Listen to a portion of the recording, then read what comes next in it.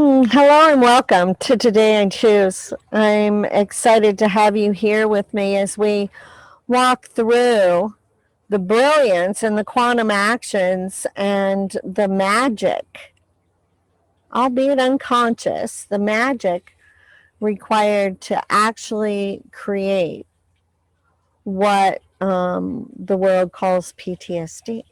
Right? And as we discussed, PTSD and trauma are two very different things. We can have two people in the same room having experienced exactly the same experience, and one walk away horrified but able to go on with their life, while one ends up stuck and with it affecting the rest of their lives and creating trauma after trauma after trauma. What is that? Right? And what actions are involved to create those steps? I think it's important for us to know that, because when we're operating from a place of unconsciousness and we're super magical and we're super brilliant and super powerful, right, we can often cause more harm than good. And we feel like that things are happening to us, right? And when we feel like things are happening to us, we start developing a fear response, right? We move into a state of reaction. And when we're in a state of reaction, right, we're not seeing clearly. Okay? So, first off, we've got, and I want to look at children, because I think children are super vulnerable or super brilliant in this space, right? Because, you know, especially the magical ones, their body is only a suggestion. They've only had it for a minute. So, excuse me, they come down to this planet and they have this horrific event, and the child backs up, as we would say if we were going to touch a hot burner. Only this is his body being invaded, right? So he backs out, right? Now our astral body, right, is an energetic version of our physical body. So when we think of astral travel, being able to cast our astral body through time and space, that's our astral body. What's required for that? But to dissociate our astral body from our physical body. Now, does that mean that we take every molecule of our astral body out, or do we leave enough to have enough life force to support the body that's moving? Right? Hence this fracturing that we know that happens with PTSD, this fragmentation, right? So let's think of this very literally. If you've got an energetic hologram type version of your physical body, right? And you're like, all right, like I am out of here, right? You're leaving behind molecules of that astral body to support the child version of you that's operating there, right? It's not like when we astral travel that our body is dead, or that version of us that is sitting there, because that astral body does have the choice of whether to come back here to this body or not, or, right, another timeline. Right? Science says we have 6 operating at the same time. Right? So how brilliant is that? Right? Now,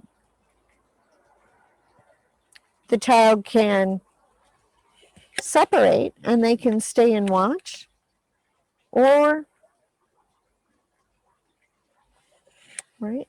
Or what else is out there, right? Now, what's interesting is in the adult world, having an out-of-body experience is quite an amazing feat, right? People want to interview you, and it's a learned and accomplished thing to be able to even rise out and look down on your body.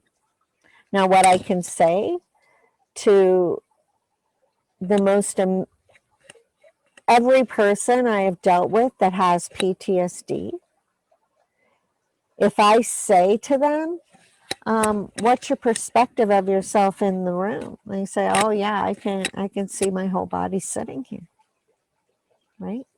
Because they're watching from the corner over there, right? They forgot even what it feels like maybe to be inside. Now, the bigger these hits, the younger we are, the bigger pieces that of this astral body that is trapped in this frozen piece of time, right? We move into DID, or alternate personalities, to where those versions of us have a life of their own and can come and take charge of today. That's an extreme version of what I'm speaking to, right? Now, I've worked with people who have had DID. I have worked with people who have had trauma beyond anything that many of us could possibly imagine. And what I can say to you is that it's completely possible. And in 90 days, I've really not had cleaning up the timeline take any more than 90 days, right?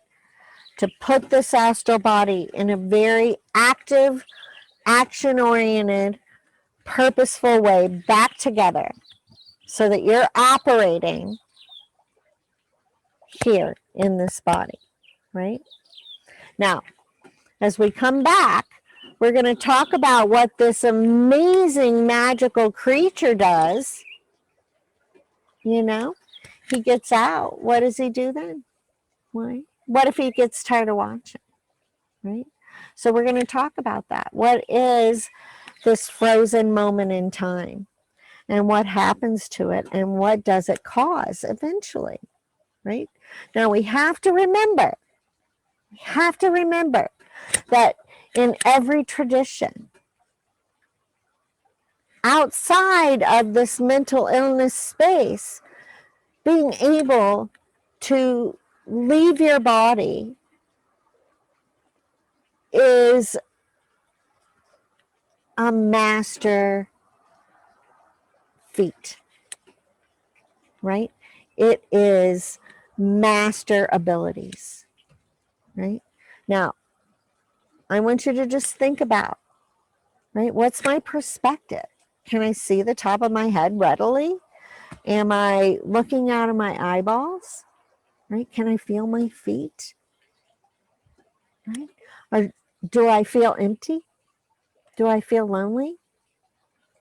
Right? Those are signs. Now, having our astral body and our physical body separate is different than not being grounded. Okay? Right? It's very different. This is a physical action. I'm going to take this astral body and I'm going to realign it with my physical body. That's putting two things into one, right? Versus the idea of sending roots down into the ground. It's different, right? This is real and true, and it's an action. The first time it happened to me, I was actually in an astral travel class. So this woman brings us home. And, you know, that my first huge trauma, I was 6 months old. I was instantly just like, whoa, whoa. Like the world looked different, right? So I brought this little 13-year-old. I realigned her astral body and her physical body the other day. Her instant reaction was so similar to how I experienced. It was just instant, like looking around, like just looking around, looking down, looking, you know, and realizing how different everything looked, how more vibrant, how much more feeling, how different my body felt, how different her body felt, right? So this is a very important piece of understanding that that is the first action for what the world calls time travel, what they call astral travel, what they call quantum jumping, this transcendental, like this is it. Being able to master that. You're already doing it. It's just unconscious magic, right?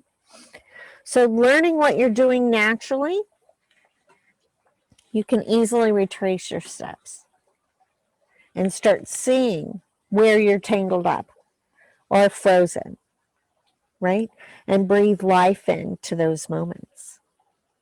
Okay? Right? Now we're going to come back and we're going to look at what that little dude does with that frozen piece of time. So hop on that free call, 30 minutes. You can just hop on my website, CherieDoyen.com, please. There's tons of free resources there for you. Right? I want nothing more than for you to be activated and your magic, you living full force, giving your first yourself, right? What you need, so that then you can turn that out into the world. So you have a beautiful day, and I'll see you back here on Today I Choose.